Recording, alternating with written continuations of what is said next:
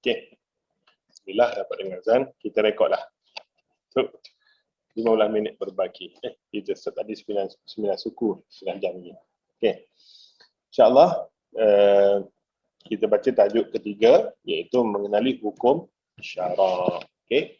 Hukum syarak ini ketetapan ataupun undang-undang ataupun sistem ataupun disiplin yang mana yang ditetapkan oleh Islam kepada penganutnya sahaja.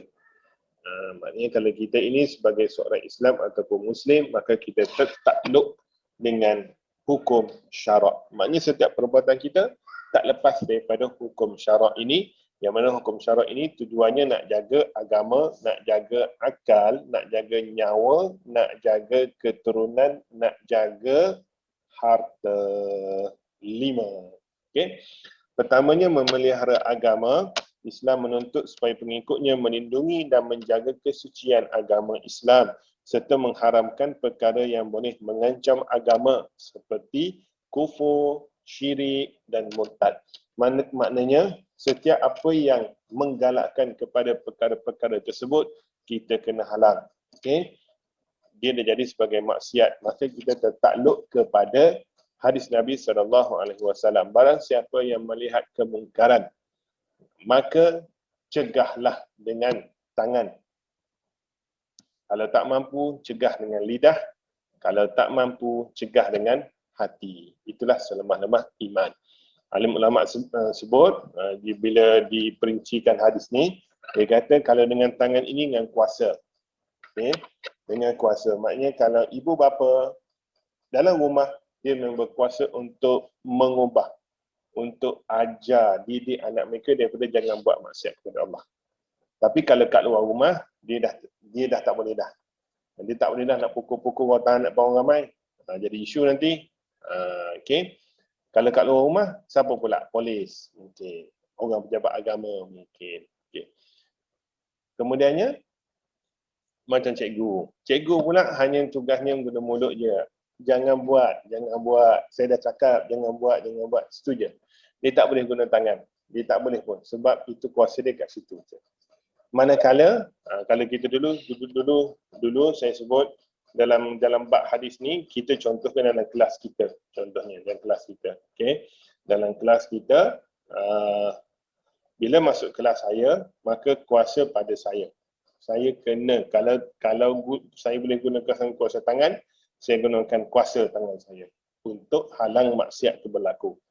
Kalau saya rasa tak boleh tangan pun tak boleh, saya guna kuasa mulut. Tegur, nasihat dia elok dan sebagainya. Tapi, bila di luar kelas, saya hanya boleh tegur dengan lisan. Maknanya kawan-kawan, bila contohnya macam ni, contohnya adalah saya dalam kelas, saya boleh gunakan kuasa tangan. Pelajar-pelajar lain bolehkan kuasa mulut. Manakala orang luar, hati sahaja. Ya Allah, aku tak setuju. Dia ada ustaz dia. Ustaz dia mesti dah ajar dia. Okay? Macam biasa kalian dengar kan. Macam mana ustaz kamu ajar macam ni. Macam mana ustaz kamu ajar macam ni dan sebagainya. Okay?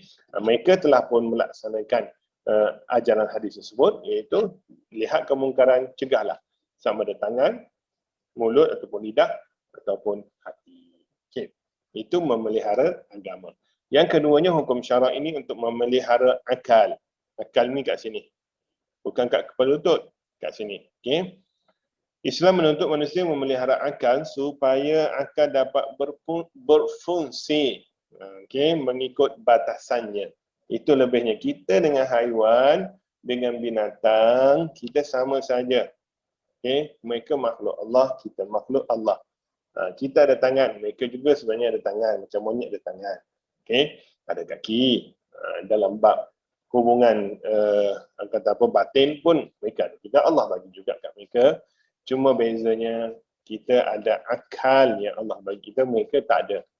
Mereka ada naluri je. Tapi kita ada akal untuk kita gunakan ikut batasan yang telah pun ditetapkan. Akal hendaklah dipelihara daripada kerosakan, bahaya dan penyakit ke atas diri sendiri, orang lain serta masyarakat, seperti minum arak, seperti menagih dadah, ambil pil khayal, pil kuda dan sebagainya. Tertahulah pada masa depan apa akan jadi lagi bawa ni. Cuma yang sekarang ni berlaku, pilkuda, pilkhayat, ekstasi dan sebagainya, banyak sekali beredar, banyak sekali berada dalam lingkungan masyarakat kita. Okay? Ada satu statement atau satu ayat sebut, macam mana kamu didik orang muda sekarang ini, begitulah mereka pada masa hadapan. Itulah. Kalau kita sekarang ini mendidik untuk menjadi sebagai seorang pemimpin khalifah, maka mereka jadi khalifah. Kalau kita didik sebaliknya lah jadinya. Okay. Yang ketiga, hukum syarak. Islam memelihara nyawa ataupun jiwa. Islam memelihara diri daripada kerosakan dan kemudaratan serta mengharamkan apa jua perkara yang boleh mengancam diri sendiri atau orang lain seperti membunuh diri dan membunuh orang lain. Okay. Dalam bab membunuh diri ini adalah sama sekali kita tak dihukumkan dia bunuh diri. Wallahu alam, kita serah dia pada Allah. Membunuh diri hukumnya berdosa besar. Okay, kita serah pada Allah Subhanahu Wa Taala. Mungkin memang dia nak bunuh diri, mungkin dia stres, mungkin dia halusinasi dan sebagainya. Tapi masa dia orang kata apa, contohnya dia ambil contoh nak tunjuk bangunan lah, wallahualam lah. Tiba-tiba masa ke atas tu dia tengok bawah takut. So, ya Allah, ampun kau dosaku, ya Allah, nak turun, takut-takut, tiba dia tergelincir jatuh. Okay, sebab tu kata memang dia ada niat, tapi dia dah batalkan, cuma takdir tidak menyertai dia tergelincir, dia jatuh. Wallah, sebab tu kata kita yang manusia biasa ni tak payah berhukum lah. Sebab kita ini adalah da'i, pendakwah. Kita bukannya qadhi, penghukum untuk putuskan ini sebagai apa dan sebagainya. Okay, kita bukannya orang kata apa, tahu semua benda. Tahu apa yang berlaku, tahu masa tua kita ada dan sebagainya. Okay, yang mana yang bersama dengan saya untuk sahabat kita tu, tak apalah. Okay, dia punya orang kata apa, dia punya kehidupan kat dunia selesai. Kita yang hidup, doakan beliau dan juga yang lain insya-Allah masuk syurga Allah Subhanahu wa Ta'ala. Sama juga tak boleh membunuh orang lain. Okay, sebab apa? Kalau kita negara yang kucak-kacir boleh bunuh-bunuh ini, nescaya kita juga tak terkecuali takut kena bunuh. Kita tengok kat TV, okay, ketua mafia, anak-anak buah bunuh orang sebagainya. Sebenarnya ketua mafia itu sendiri tak terlepas daripada anak buah dia akan bunuh dia juga. Kadang sebab kadang mereka ni nak kuasa je. Kadang tak terlepas juga anak buah sendiri yang bunuh yang belot, yang jadi pembelot sebab lawan dia bayar kat anak buah dia untuk bunuh dia. Kawan ni dah bayar, bos tak bayar apa-apa, ikhlas katanya. Kawan ni bayar, bunuh je lah. Itu nak katanya larangan Islam bunuh orang lain dan juga bunuh diri sendiri. Okey. Yang keempatnya, memelihara keturunan melalui perkahwinan yang sah. Maksud sah ini cukup rukun dia. Ada pengantin lelaki, pengantin perempuan, ada wali, ada saksi dan juga ada ijab dan qabul. Aku nikahkan dikau dengan sekian-sekian. Aku terima nikah sekian-sekian. Okay, ada benda tu. Cukup 5 ini, cukuplah.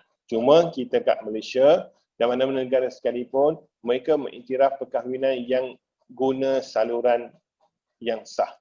Okey, kalau dia sindiket, sindiket ni pun isu juga. Nikah sindiket isu dia adalah kalau perkahwinan itu sah, alhamdulillah. Takut perkahwinan tu tak sah. Nikah sindiket juga kena pergi mahkamah. Mahkamah akan tentukan. Siapa yang tentukan? Hakim yang akan tentukan sah ke tak sah perkahwinan tersebut. Okey, tak risaulah. Cuma yang penting sekali kita kena pergi menyerah dirilah ke mahkamahnya. Okey.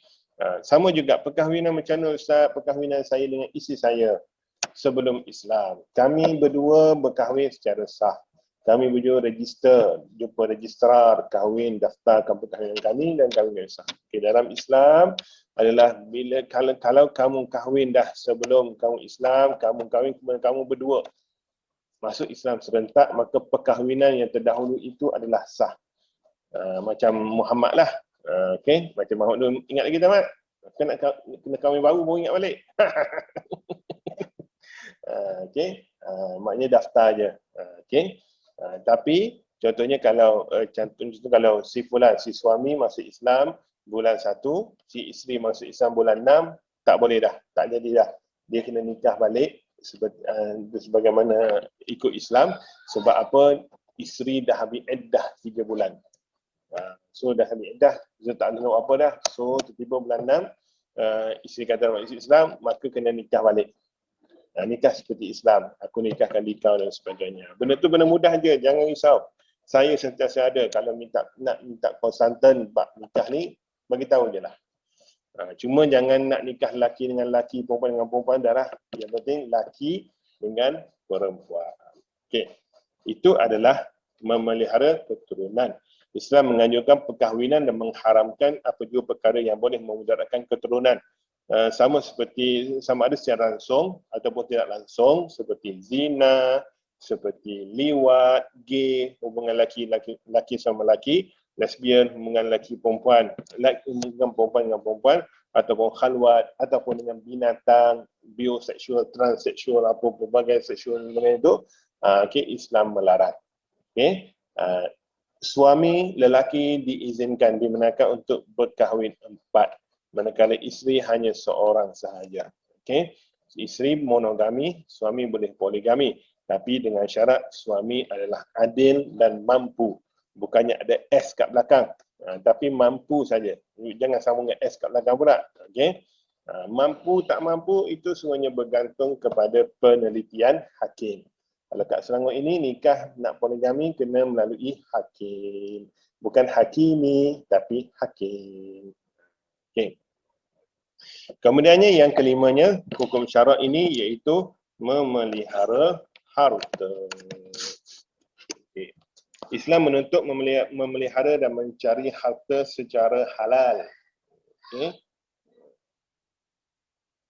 Islam mengharamkan perbuatan yang boleh memusnah, memudaratkan atau mensia-siakan harta seperti merompak, mencuri, membazir.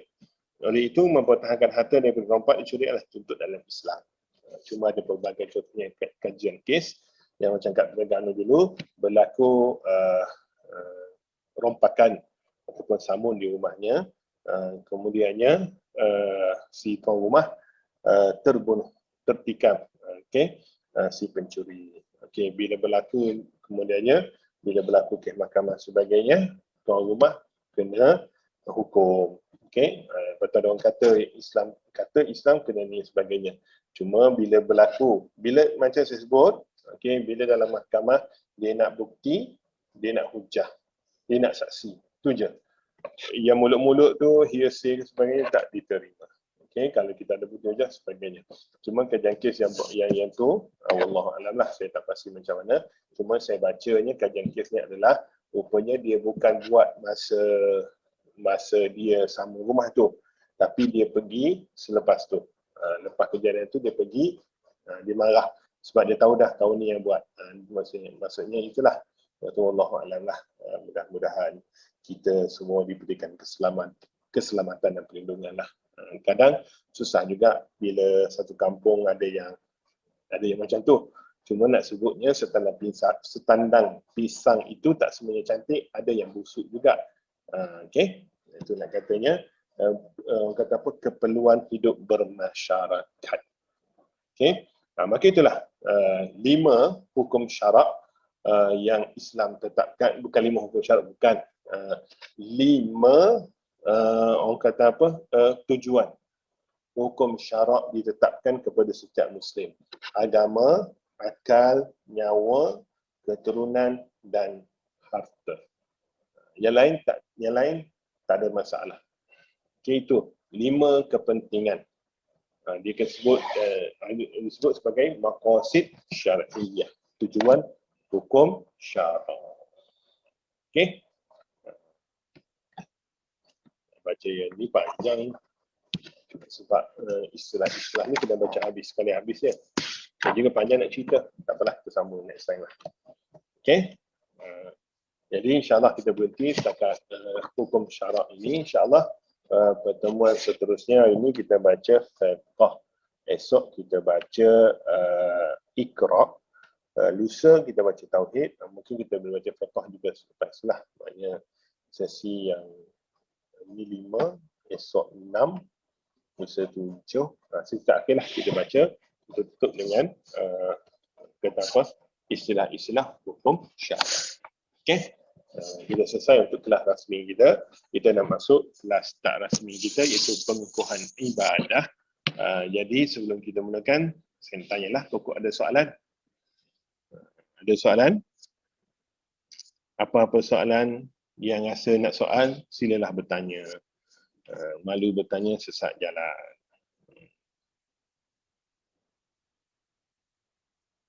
Okey? Ada soalan? Raise your hand. Nak chat ke sebagainya? Kalau tak ada soalan, kira saya boleh menganggap pelajar-pelajar saya ni semua jenis lah. Hebat lah. Sekali bentang, semua faham. Saya bertuah lah, beruntung lah. Abang Zul ada challenge lah. Abang Zul lagi. Okay. Semuanya diam. Diam itu tandanya setuju. Bagi orang perempuan, anak dara, bila ayahnya tanya, boleh tak dia ni nak jadi suami kamu? Kalau si anak dara tersebut diam, itu tandanya setuju. Dalam kes sekarang ini, bila ditanya diam semua itu, maknanya, satu macam saya cakap tadi, tiada di lokasi kejadian. Yang keduanya, yang fahamlah, mak kan? Mak faham, mak cepat faham. Alhamdulillah, sebab dia ada isteri yang memahami sentiasa kat sebelah. Bila kelas Fardhu Ain Mu'allaf dilangsungkan. Mana tunjuk sikit pasangan. Okey. Okey, kalau tak ada soalan, kita terus kepada pengukuhan ibadah kita. Semalam kita bicara pasal faedah solat ataupun fungsi solat. Okey, so hari ini kita nak sebut berkenaan dengan syarat sah dan juga syarat wajib solat. Okey.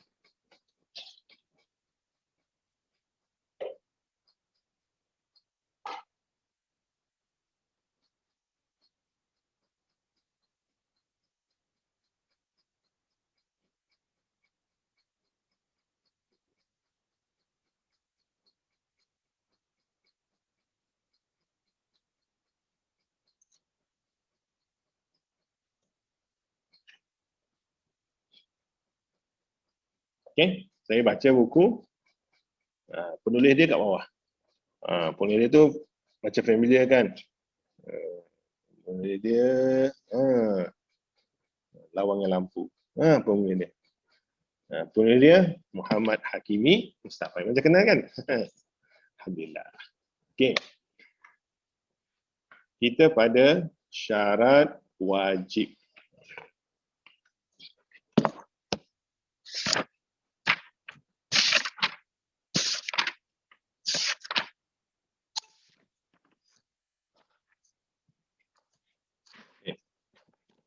Ada ulama dia buat dua-dua, syarat wajib dengan syarat sah sama. Tapi bagi kita yang belajar, kita pecah dua. Syarat wajib dengan syarat sah. Okey. Kita pertamanya syarat wajib sah. Bari dulu, syarat wajib. Maknanya siapa-siapa yang melepasi piawaian syarat wajib ini, maka wajiblah dia solat. Kalau dia tak lepas, maka dia tak wajib solat. Cuma tak salah kalau dia solat. Tak ada masalah, jangan halang. Okey, pertamanya adalah mestilah beragama Islam. Okey, macam dulu ada pelajar-pelajar saya yang ustaz, boleh tak saya nak masuk kelas dulu sebelum syahadah? Kita masuk, tak ada masalah. Lepas tu, bila masa kami solat, kamu kena ikut kami sekali solat. Kamu tak ada excuse, melainkan kalau kamu perempuan yang datang bulan ataupun period. Jika lelaki, memang kena ikut, tak apa. Kita ada cara dia, kita ada teknik, kita tak ada masalah benda tu. Cuma mereka solat, mereka tak ada hukum. Bagi orang Islam, bila solat ada hukum dia. Itu maksudnya wajib. Yang keduanya adalah syarat wajib solat mestilah berakal. Mestilah balik. Okey. Balik ini cukup umur. Okey, perempuan biasanya keluar darah haid umur 9, paling muda lah. Okey. Lelaki paling muda keluar air mani iaitu umur 13, 14, 15. Itulah. Maknanya bila sebut balik ini, dosa dia pikul sendiri. Mak ayah dia tak pikul dah. selesai dah mak ayah dia, dia pikul dosa dia. Kalau dia tak solat, dia berdosa. Dia tak puasa, dia berdosa. Okay. Itu nak katanya fungsi mak ayah didik mereka. Hadis Nabi saya baca sebelum ini adalah didik anak kamu sebelum umur 7 tahun, dan watan anak kamu, kalau didik anak kamu dengan solat sebelum semasa umur 7 tahun, dan watan anak kamu kalau tak solat 10 tahun. Dan pisahkan tempat tidur mereka, lelaki dan perempuan, semasa umur 10 tahun. Nak katanya umur 7 tahun yang terbaik. Cuma sekarang ini ada orang dah ajar anak umur 3 tahun dah boleh solat dah. Alhamdulillah. Tak ada masalah pun. Okey, dunia makin moden. Terpulang pada kita macam mana nak solatkan anak-anak kita. Yang ketiganya, syarat wajib solat mestilah berakal. Syarat wajib mestilah berakal. Okey, 3 syarat wajib ini Islam, Muslim, baligh, berakal. Orang gila boleh solat tapi tak wajib. Orang yang seperti sahabat kita, Allah yarhamuh, adalah doktor dah tentukan dia macam mana, maka dia tak wajib. Cuma kita tak boleh halang.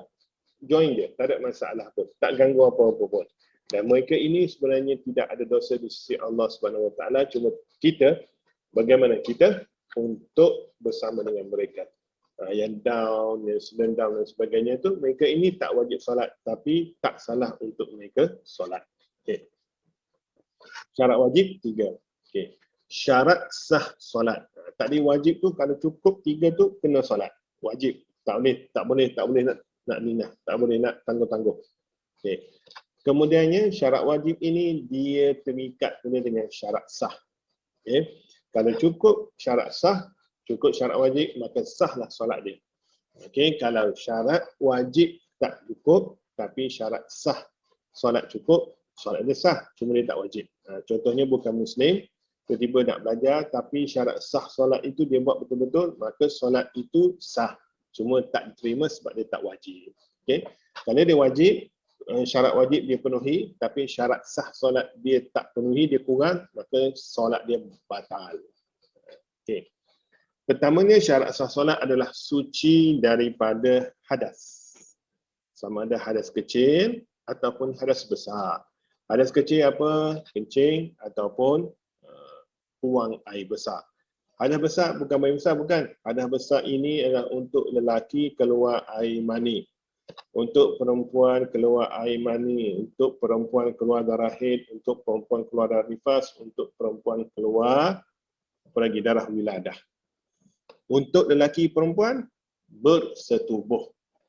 Bersetubuh iaitu memasukkan kepala kemaluan lelaki ke dalam kemaluan perempuan. Okey, maka namanya bersetubuh. Walaupun tak keluar air mani, maka dia adalah hadas besar, wajib mandi.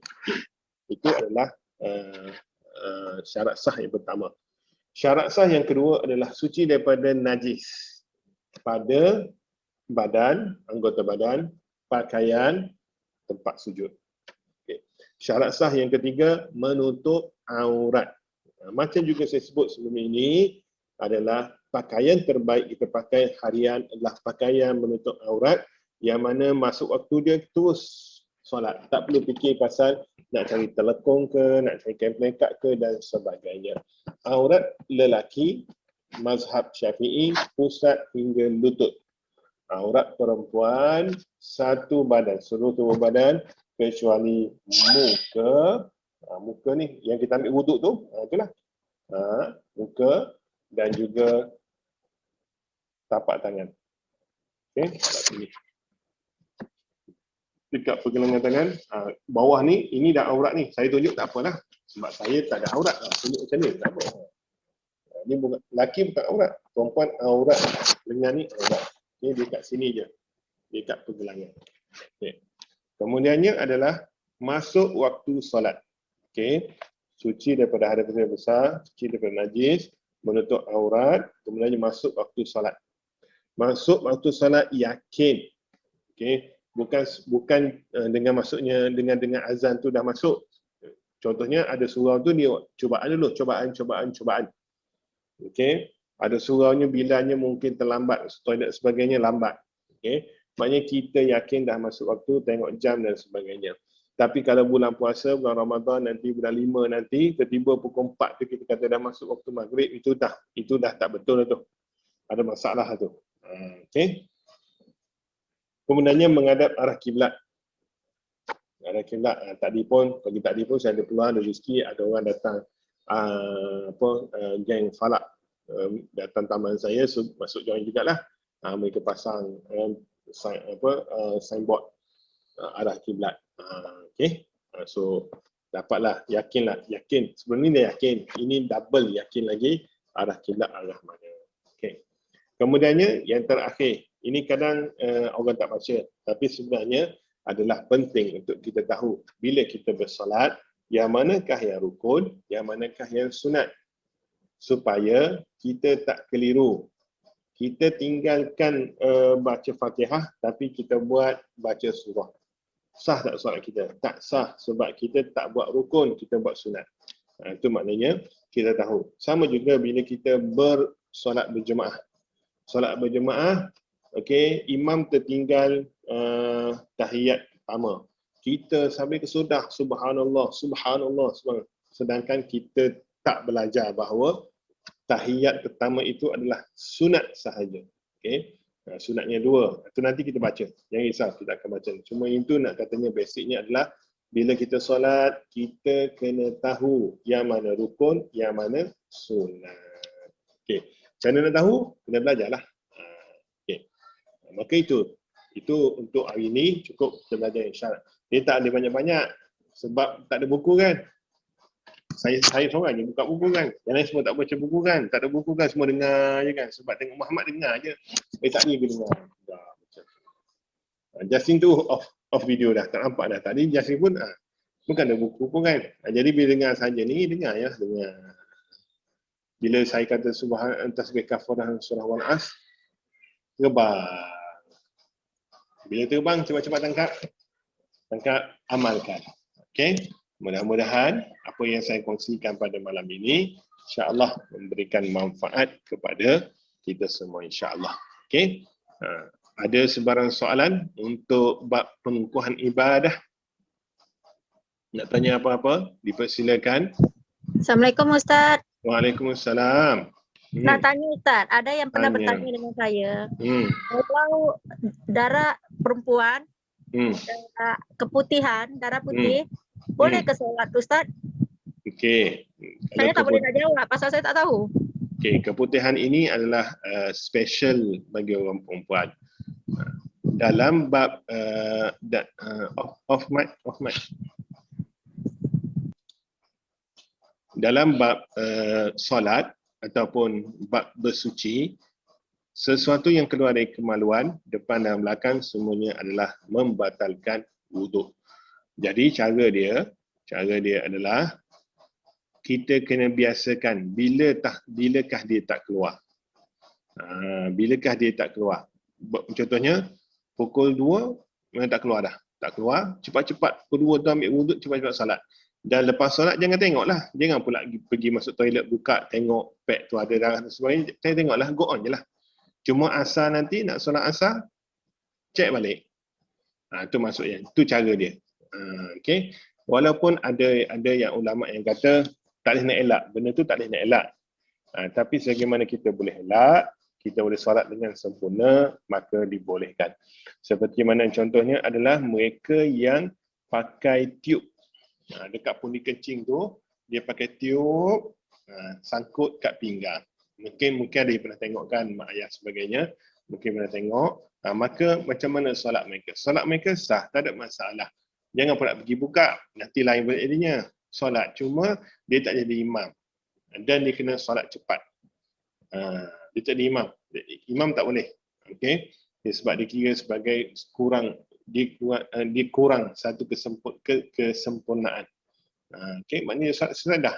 Okay? Ada ulama kata solat wajib je boleh. Solat sunat dia tak perlu lah. Sebab benda tu pun sebenarnya kata apa, rukhsah, keringanan kepada mereka yang uzur.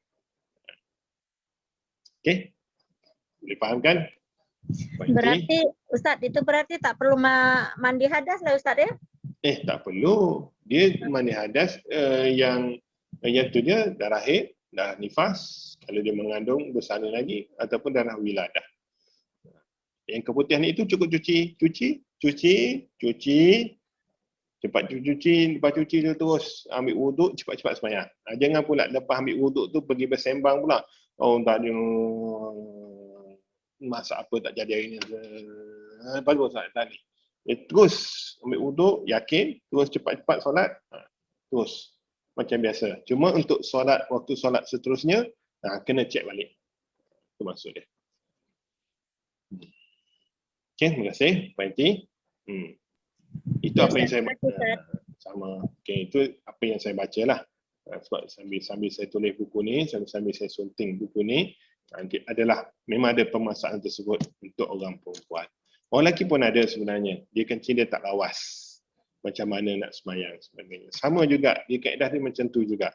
Kaedah dia lepas kencing, masuk waktu lepas kencing, selesaikan cepat-cepat, ambil wuduk, solat cepat-cepat, dah selesai. Tak perlu nak baca surah panjang-panjang, tak perlu, tak apalah. Mungkin surah-surah itu kita boleh baca selepas solat. Kita baca Quran macam biasa kita baca Quran petang-petang, pagi-pagi dan sebagainya. Okey. Ada lagi soalan lain? Yasin tak ada buku. Buku pergi mana tu? Okey, semua diam betul. Semua diam, tak apalah. Mudah-mudahan diam kalian, diam orang berilmu. Diam berilmu ni hebat. Senyap je. Tapi bila ditanya, terus itu hebat dia tu. InsyaAllah lah. Okay. Untuk yang tak ada buku, siapa yang tak ada buku? Cuba raise your hand sikit, tak ada buku. Sebab saya kena pergi minta. Tak ada masalah, boleh pergi minta pun. Cuba raise your hand. Ustaz, saya tak ada buku. Raise your hand. Seorang. Baru seorang. Dua. Yahya. Korang semua ni dah ada buku dah semuanya kan? Ajaib. Puan Aisyah pun saya dah bagi buku kan? Bukan buku ni. Buku ni memang kena beli kat kedai. Kena beli. Buku ni tak dibagi percuma. Kena saya beli. Pun tak ada Ustaz. Radu tak ada yang mana? Buku mana? Aku bagi dengan Samsul dah. Oh ni. Dia tinggal jauh. Semua yang Ustaz bagi aku dah bagi dengan Samsul. Okay, dia tinggal jauh kan? Okey. Nanti saya kena minta lah. Saya minta dengan zakat untuk buku tu. Untuk buku-buku ni lah. Dengan saya ada satu set yang saya. Dengan saya juga. Ustaz, ada lagi nak tanya Ustaz. Ya, Bang Hati. Ni suami yang suruh tanya pasal dia tengok YouTube dekat Indonesia. Perempuan ni bertudung tapi dia jual daging ular, dia potong. Jadi suami tanyalah, cuba tanya Ustaz, rasa tak boleh makan ular?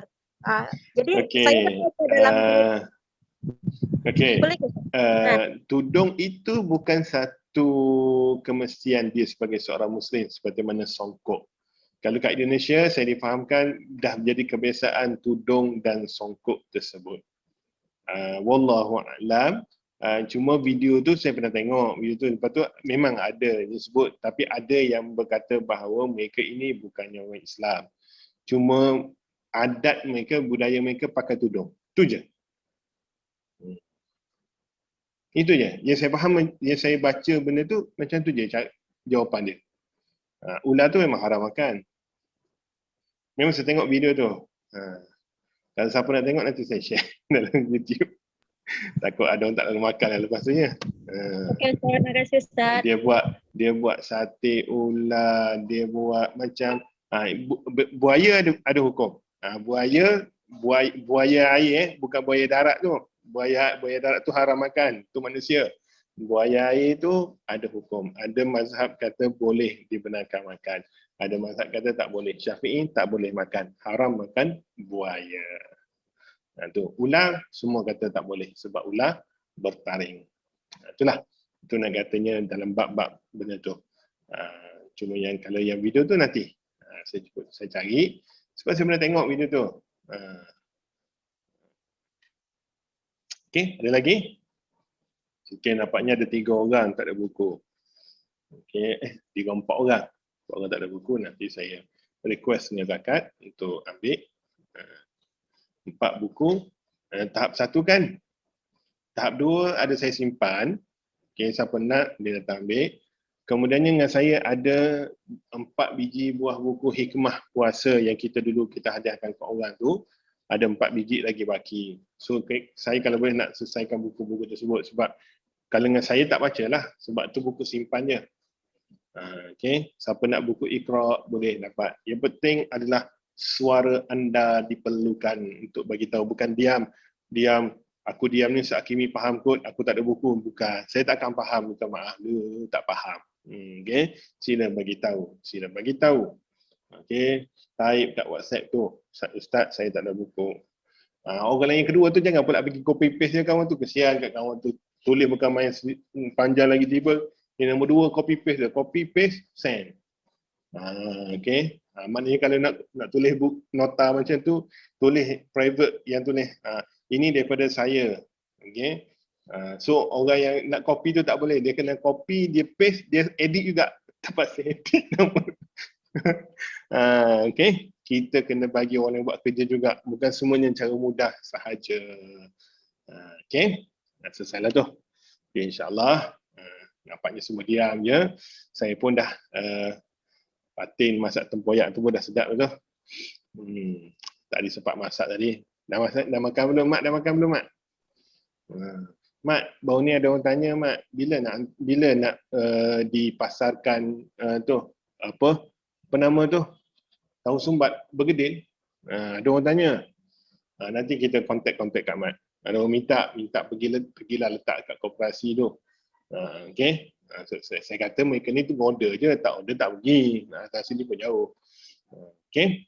Jasmin, kalau anda ada kereta Honda free tu bagi tahulah, saya nak ambil je. Kan buat free lah. Buat bayar tak ya. Free test drive boleh Ustaz? Dapat logo tu pun tak apa. Logo tu pun tak apalah. Logo tu saya boleh tampal kat mana-mana kereta yang Honda. Okey. InsyaAllah jumpa lagi esok. Esok kita baca Iqra insyaAllah. Semoga apa yang kita buat, yang kita kongsikan, kita baca, kita bincang ini semuanya mendapat manfaat dan juga boleh kita ajarkan kepada mereka yang lain insyaAllah.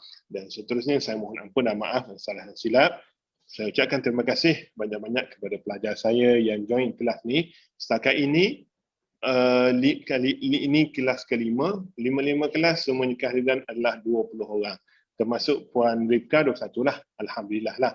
Walaupun kita semua ada 28 orang, saya tak tahu ke mana lagi 8 orang tu buat ada. 7 orang, 8 orang tu. Wallahualam lah. Tak apalah, kita harapkan kita semua adalah sihat sejahtera insyaAllah. Saya mudah je nak tahu sihat sejahtera bila buat kelas tu ada tu, sihat lah tu. Maknanya kalau tak ada tu, maknanya mungkin ada masalah dan sebagainya insyaAllah. Sampai jumpa lagi. Jaga diri, take care, kita jaga kita. Yang penting Allah jaga kita insyaAllah.